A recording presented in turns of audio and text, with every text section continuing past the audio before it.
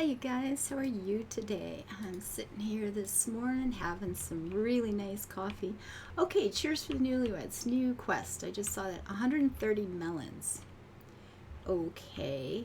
See, the thing with melons is they go so fast. Oh, I can't plant them anyway. Okay, but I do need carrots. How many carrots do I need? I need 130 of those. 450 carrots. Well, that's a few. That would make some carrot cake, right? Lots and lots and lots of carrot cake. Uh, Quill was away the other day and came back with a bunch of carrots from a local farm, like several big bags of them. And we've been eating a lot of carrots, and they are so much tastier than the varieties you get in the grocery stores. They're so good, and the flavor is incredible, and they're so sweet. And Essentia was looking to make a Tuscan carrot cake, which apparently is nothing at all like what we think of as carrot cake in North America. So I'm quite excited about that. It's like, yep, bring it on. She's teaching herself Italian, and she's doing very, very well with it. She actually took a language test and has reached certain levels there. I don't remember what they are, but she's reached a point where if we go to Italy, she'll be able to be doing some translating for us. So that's pretty cool. That's pretty cool. I mean, it's learning to read it, write it, the whole thing. Like and she's been, talking to native speakers who are helping with pronunciation and all the rest of it. It's amazing. But part of that is just the whole Italian culture. So we've been eating a lot of new and authentic Italian recipes lately. Not the North American versions. We have found a lady on YouTube now from Italy who actually talks about the differences between what a North American will think of as a proper ingredient and what an Italian is going to think of that process or that product. And it's quite entertaining, but we're learning a lot about the culture and food and how things work and when people eat certain things and just the day-to-day belief systems of what's proper and things like that. And it's been so much fun. It is so much fun. And that's the wonderful thing about my daughter. When she gets into something, she just does it, and she does it well. And she decided she was going to learn Italian, and she's watching movies now in Italian and translating to us. And there's always something in you're hearing Italian all over the house now. It's like podcasts in the kitchen, Italian radio, Italian movies. She's watching television series in Italian. It's amazing.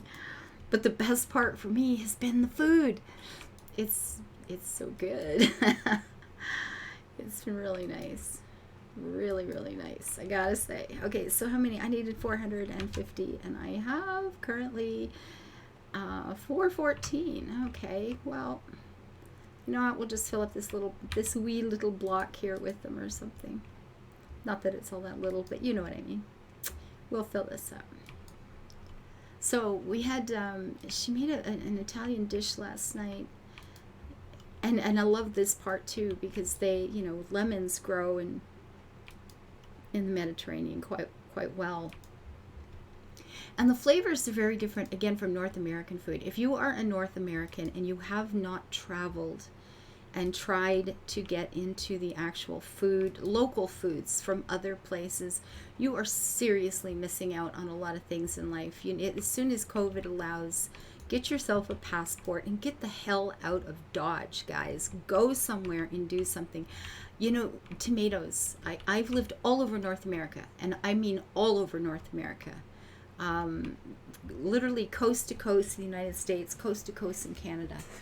And I from southern Texas to, the middle of Alberta north or northern Ontario.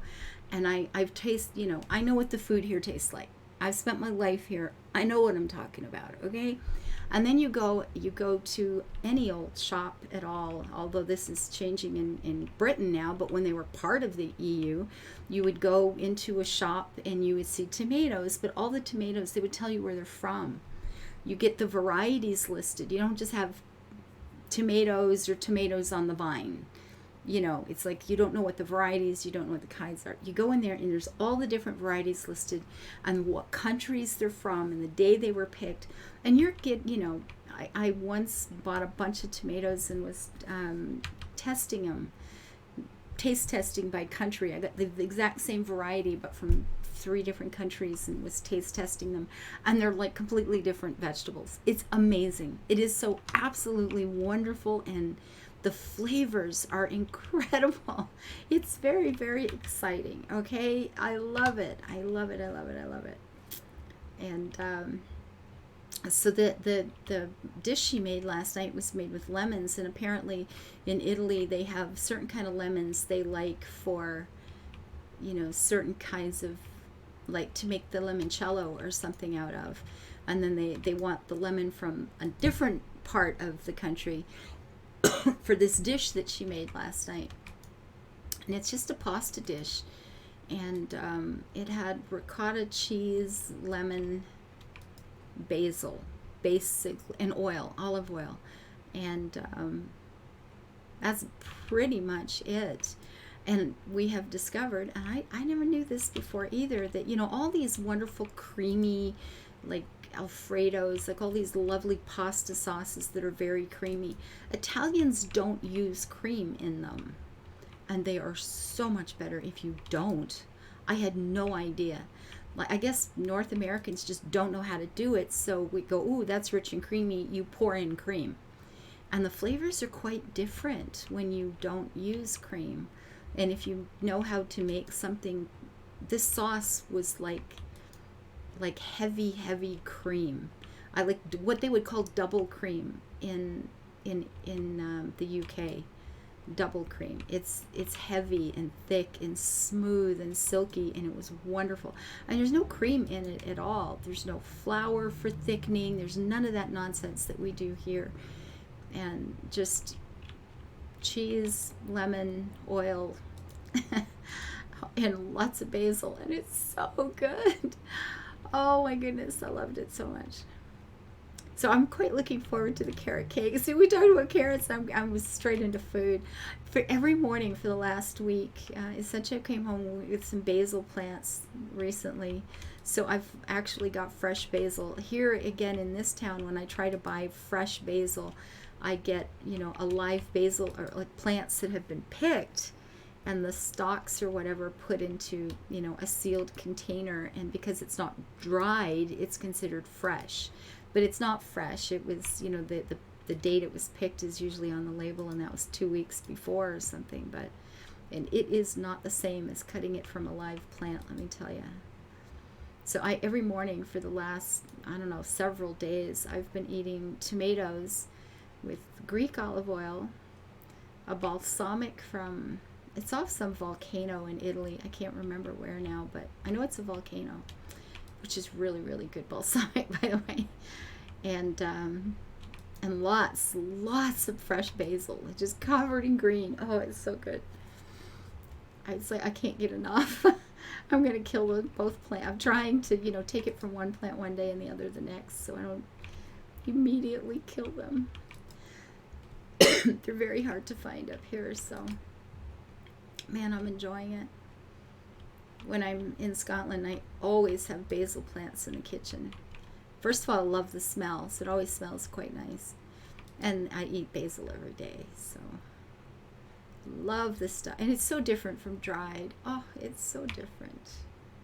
If you have not tried fresh basil, and there's different kinds of basil too, so again, you know, pick your variety and get something yummy.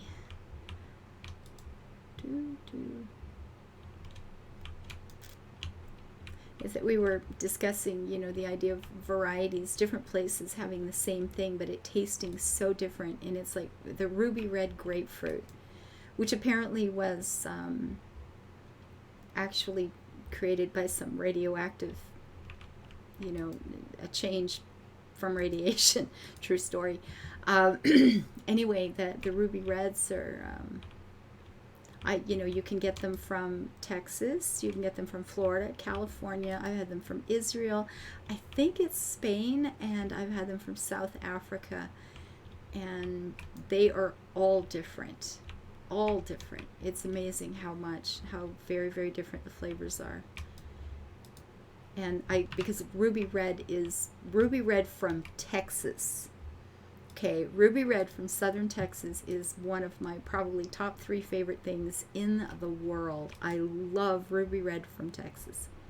And I'm sorry, Florida, but your Ruby Red grapefruits suck. They're just not very good. The one from California are like meh. Israel's usually absolutely okay. South Africa is okay. But Ruby Red from Southern Texas, oh man, so good. I know what I like, okay? And food is fun. Yes, and if you are a North American who haven't traveled, you need to. You need to. There's a world out there of stuff you can't even imagine until you've tasted it. Don't go to any place you've ever heard of before. Go to what's local. No chains, no big anything like that. Never eat at another Subway or fast food burger, whatever. Just try the things that the locals eat, and life gets so exciting. It's so much fun.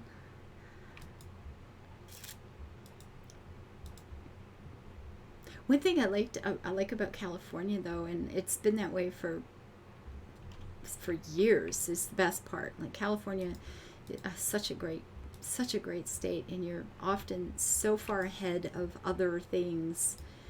Certainly in the area I live in right now, in terms of what's available for food, like organic foods and stuff in the shops, and the vegetables. So many things that are grown fresh on site. They're brilliant. I love it. I love California. I like shopping out there. It's heaps of fun. Now I can do this because the trees just come back. I don't have to worry about trying to do a train ride. I want everything, all the flowers blooming here. So I'm not harvesting. I am wasting pots and pots and pots of money on those beautiful, beautiful Gerber daisies. But what are you going to do? Not touching them, all of that. Anyway, we got this too. Those are all done. Oh, that's all pretty. Everything's looking pretty good right now. Is all the animals fed who have, I'm looking for the little X's. Okay, down here. I just want to make sure that all the animals are fed that don't have a farmhand to look after them. So this was the episode about food. Another one. Food is fun. Oh my goodness. So anyway, I'm quite excited. We've been, like I said, eating some very, very different pasta sauces lately, in terms of what's authentic and what we used to think was authentic, and it's quite the flavors are quite different. Just even red spaghetti type sauces, they've been really different, and it's been fun. But the carrot made me remember that she's planning on making a carrot cake from Tuscany. And she says it's really, really different from what we think of as a carrot cake. And it's just like, is it done yet? Is it done yet? I would have had that for breakfast, And apparently you can. It is something that they do tend to have for breakfast. So it's like, yay, I'm so excited. I can't wait. It's good stuff. So we're just doing a bit of... sometimes you just got to stop all the decorating and do some chores. And this was a chore day. I'm good with that. And I think everybody else, I don't know, these guys up here, although they're looking just fine. They're all full. There's no feeding required there. And these guys have farm hands. And then there's the little bee fella with either the best job or the worst job in the world. I'm not sure which. Poor little guy. He must get stung a lot. He just stands there. I am bait. Anyway, folks, this is it for now. Take care. I hope you're having a good day. I hope I made you hungry and you're going to go out and Google something exciting that you've never had before. Doesn't that sound like fun? Remember, put in a comment, please. Tell me, share your recipes. There we go. I like this plan. Thank you for the thumbs up, the follows, the views, and thank you for being in my life, guys. Bye-bye.